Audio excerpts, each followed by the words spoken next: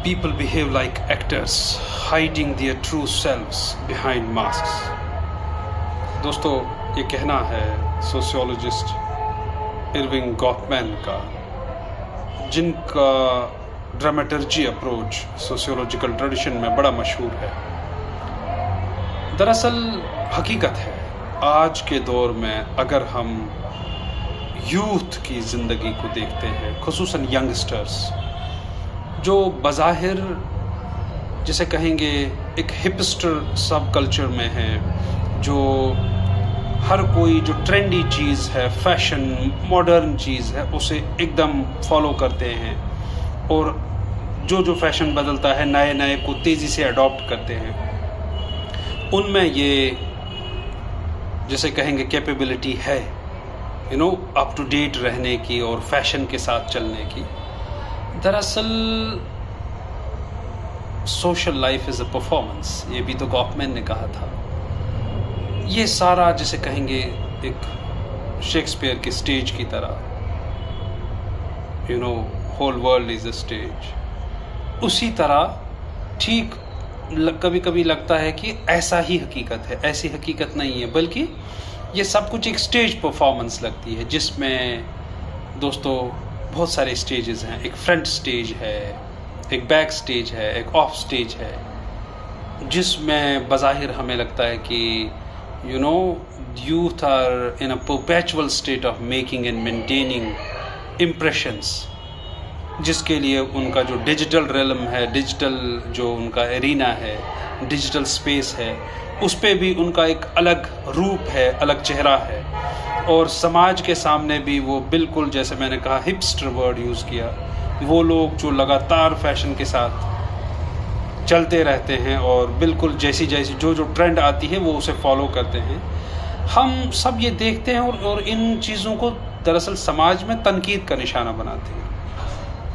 तनकीद का निशाना इसलिए कि जैसे हम कहेंगे कि हम ये नहीं देख पाते हैं कि किस तरह यूथ एट टाइम्स रिहर्स करते हैं।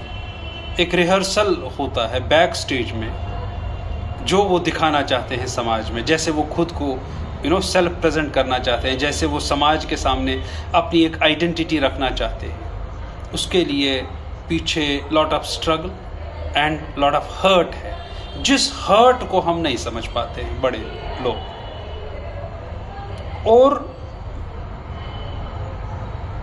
बजाय इसके कि हम उन्हें समझें, यूथ सब कल्चर्स को, रूरल अर्बन सारे, हम उनके इस ट्रेंडी नेचर का, इस हिपस्टर नेचर का क्रिटिसिज्म करते हैं विदाउट अंडरस्टैंडिंग एंड रियलाइजिंग कि इसके पीछे का जो मास्क है, मास्क के पीछे की जो हकीकत है, हम उस मास्क के पीछे की हकीकत को भी देखते, उसे समझते।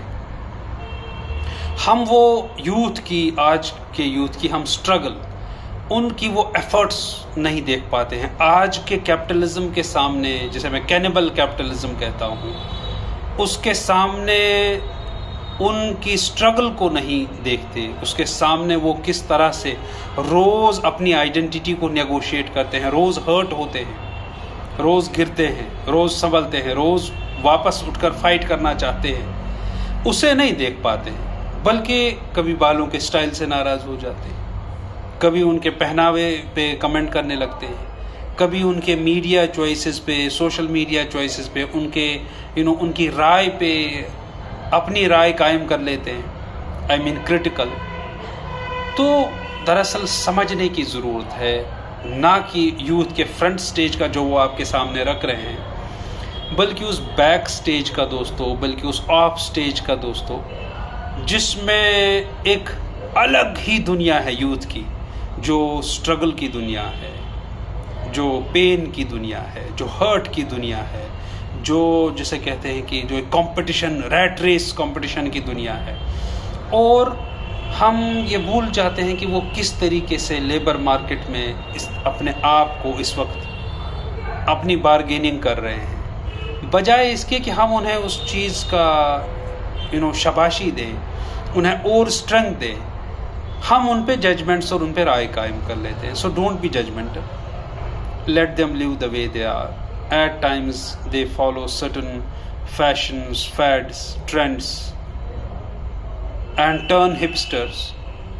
Let them be, because it is just a front stage. आप उनका वो असल वाला बिना मास्क का भी तो चेहरा देखिए, जो फुल ऑफ स्ट्रगल है, जिसमें ख्वाब हैं लेकिन सब पूरे नहीं हो रहे, जिसमें बड़ी बड़ी आशाएं हैं लेकिन होपलेसनेस नसीब में आती है।